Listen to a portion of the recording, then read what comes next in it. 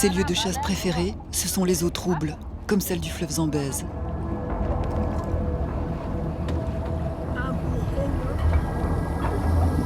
Il peut rester plusieurs heures sous la surface à guetter sa proie. Il peut aussi se projeter à plus d'1 mètre pour la saisir, l'entraîner au fond pour la noyer.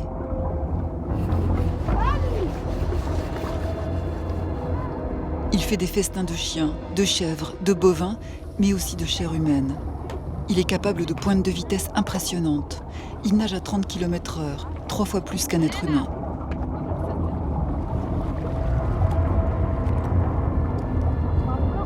Le fleuve tout entier est son territoire.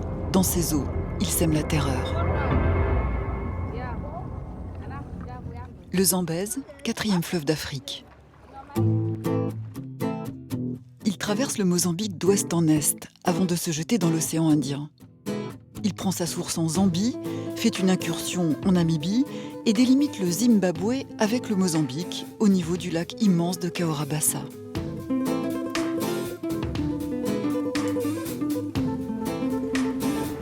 Il abrite une faune abondante, des hippopotames et surtout de nombreux crocodiles.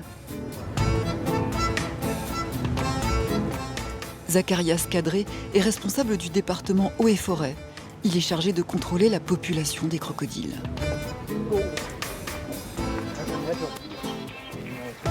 Sur le lac, des fermes les élèvent à des fins commerciales. Elles récoltent les œufs chaque année sur les rives. Une activité vivement encouragée par le gouvernement. Les propriétaires de fermes ont aussi un droit de chasse illimité.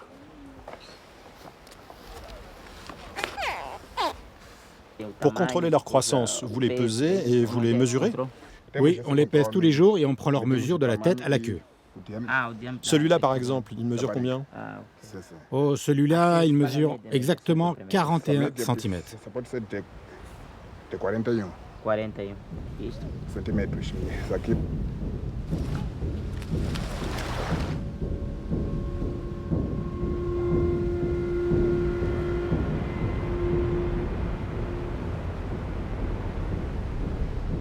Hors de l'eau, le crocodile est léthargique. Pourtant, il court presque aussi vite qu'un homme. Ses mâchoires sont flanquées d'une 60aine de dents pointues, qui ne laissent en général aucune chance à ses victimes. Puissant, il est aussi opportuniste.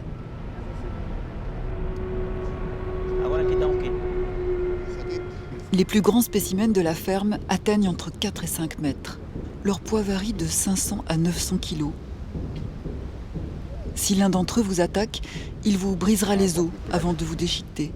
Le meilleur moyen de s'en sortir serait sans doute de s'en prendre à ses yeux, son point faible. Y enfoncer les pouces devrait le faire fuir, avec un peu de chance.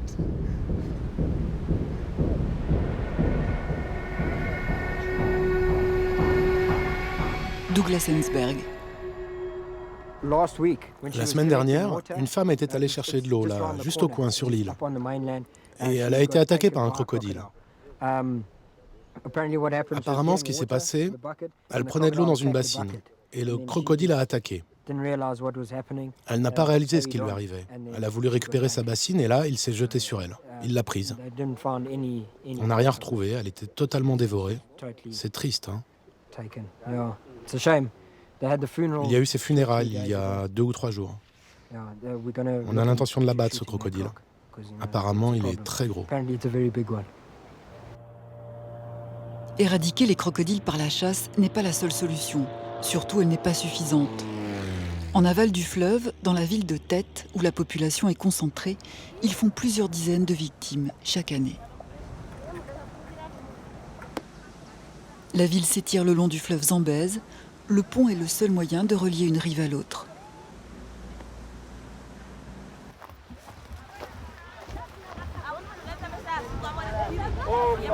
Bonjour à tous.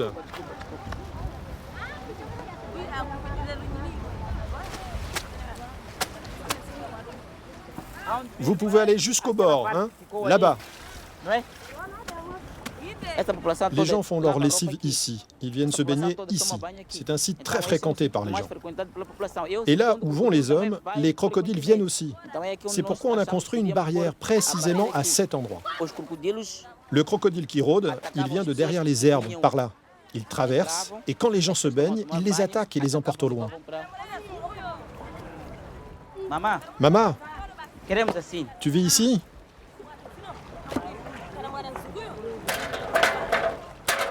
T'as entendu? Ça, c'était pas un poisson. C'est un crocodile. Il veut passer de l'autre côté. À cette heure, il vient rôder par ici. Il a l'habitude de venir ici, mais il ne peut plus à cause de la barrière. Il essaie de pousser la grille, pourtant dans l'eau, il peut pousser des pierres. Mais là, il n'arrive pas à pousser la barrière. Tu voudrais qu'on mette les barrières plus loin, le long du fleuve? C'est sûr. Ceux qui vivent de l'autre côté du fleuve sont mieux lotis parce qu'il y a des grosses pierres là-bas et les crocodiles n'arrivent pas à monter dessus, ils glissent. Mais nous, on ose venir seulement quand il fait jour et quand l'eau est claire. Parce qu'on n'aime pas entendre tout le temps cette musique. Tac, tac, tac. Le croco qui essaie d'entrer.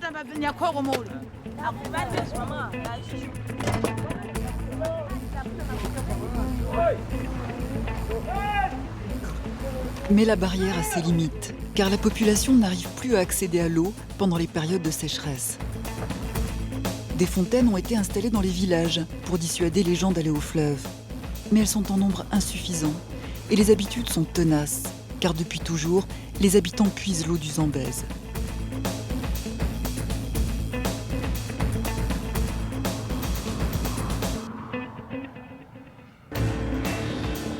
L'autre tentative est de contenir le nombre de crocodiles, réduire leur population au maximum.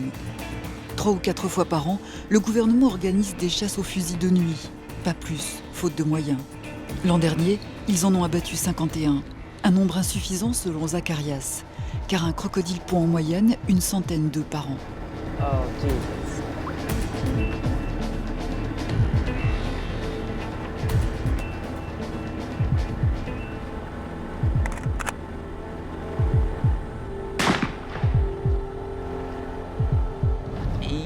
Pour viser, on a besoin de voir leurs yeux.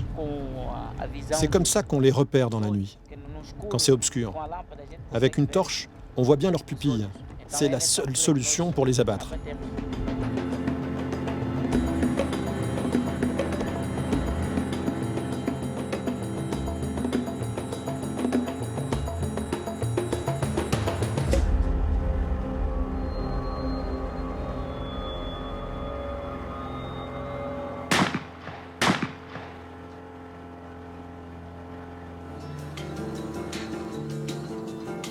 Départ de la ville de Tête.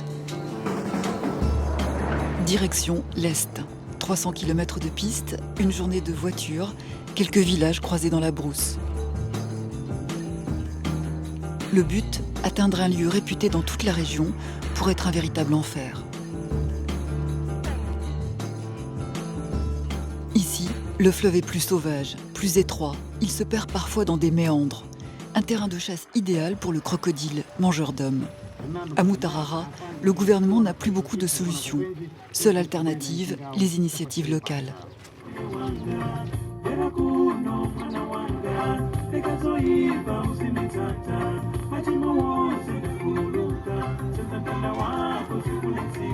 Radio Mutarara vous écoute. Allô? Mon frère, comment t'appelles-tu? À la radio communautaire de Mutarara, le téléphone portable de Nelson est pris d'assaut. Les témoignages en direct affluent. Les attaques de crocodiles sont le thème de son émission. Toutes ces personnes appellent pour être entendues et parfois secourues. J'écoute leurs témoignages et ensuite, je prends leurs noms et leurs coordonnées pour les transmettre aux autorités de la province. Ces personnes sont en général en détresse. Beaucoup racontent la mort d'un proche. Nous, on fait le relais avec les autorités et ça, c'est positif.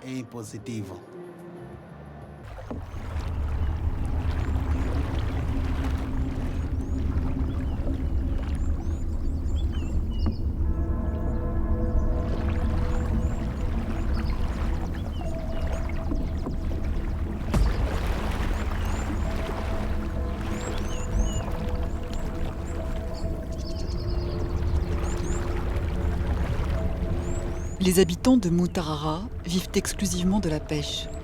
Régulièrement, les crocodiles s'en prennent à eux sur les rives. Ils vont même jusqu'à faire chavirer leur barque d'un simple coup de queue. Les pêcheurs sortent toujours à 2 ou 3 hommes. Rares sont ceux qui osent naviguer seuls sur ces eaux du fleuve.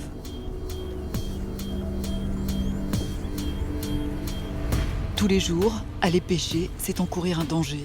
Depuis des années, le nombre des attaques augmente. La faute peut être aux hommes.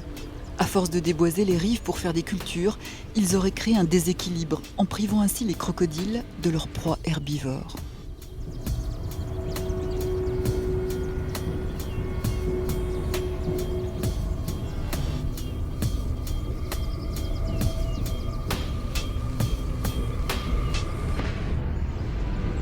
On ne sait pas si le crocodile est rancunier, mais à coup sûr, pour lui, la vengeance est un plat qui se mange froid. Tout vient à point pour qui sait attendre.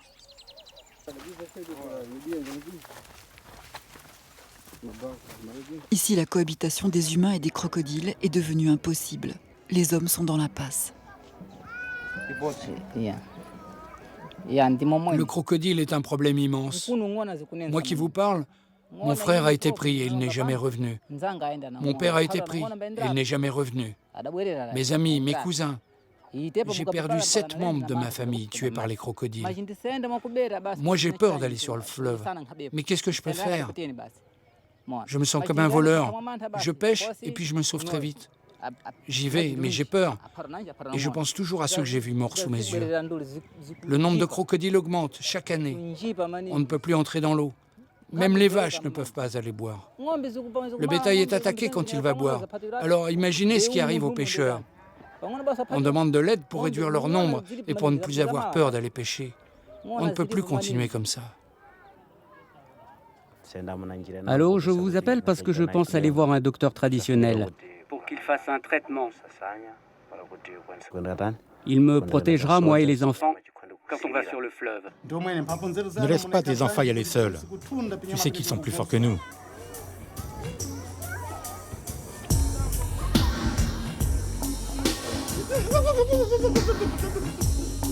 La majorité des pêcheurs vont voir des docteurs traditionnels. Ils sont nombreux dans la région et tous sont respectés. Le plus célèbre d'entre eux, c'est Gabriel.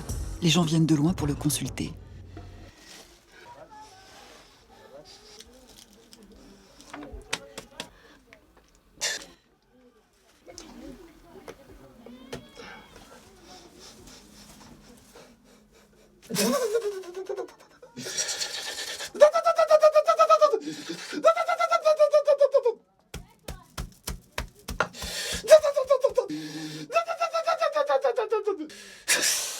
Le sorcier Gabriel a un grand pouvoir. Il peut converser avec l'esprit du crocodile.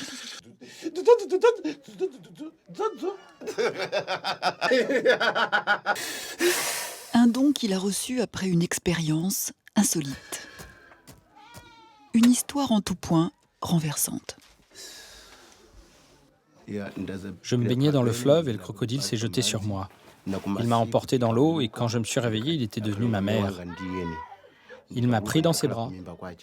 Pendant le jour, on vivait sous l'eau et la nuit, sur les berges pour respirer l'air frais. Mais quand on entendait la voix des hommes, alors ils se précipitaient dans l'eau en m'emportant.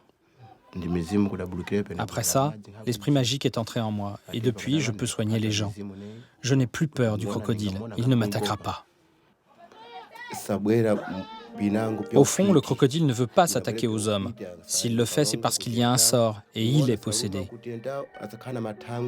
Il est envoyé par quelqu'un qui veut s'en prendre à la personne.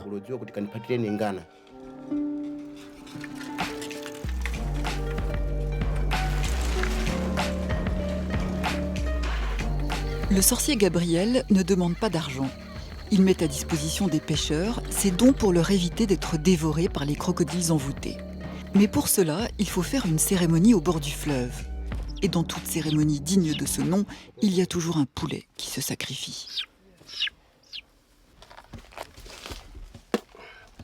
Lera kufambira mizimu yao ikwanise kuoneka patupi pa iwo kuti chinapateo chipate basa kumanungu kwao yao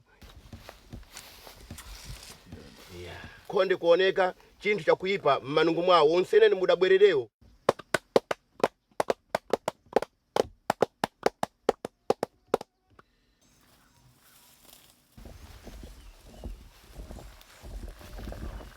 Enfin, pour qu'elle soit complète, le rituel du bain.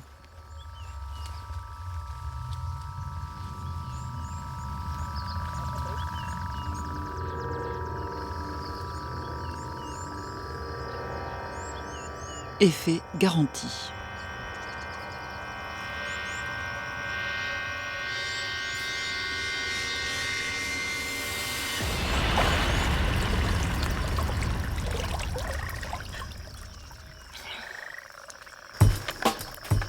Gabriel n'a pas volé sa réputation de meilleur sorcier, désenvoûteur de mauvais sorts, fils de l'esprit crocodile et ami indéfectible des sauriens.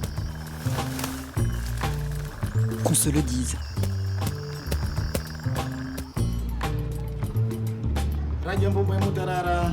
Et à la radio communautaire, le téléphone sonne toujours. Alors, tu as été attaqué par un crocodile? Oui, et je pense que pour réduire leur nombre, il faudrait plus de chasseurs. Ouais, tu as raison, ils nous en veulent. Il faut trouver des solutions, hein. Oui. Allô? Moi, je suis allé voir un docteur traditionnel. Il a fait une cérémonie, j'ai eu mon traitement. Maintenant, je crains plus rien. Je peux pêcher en paix.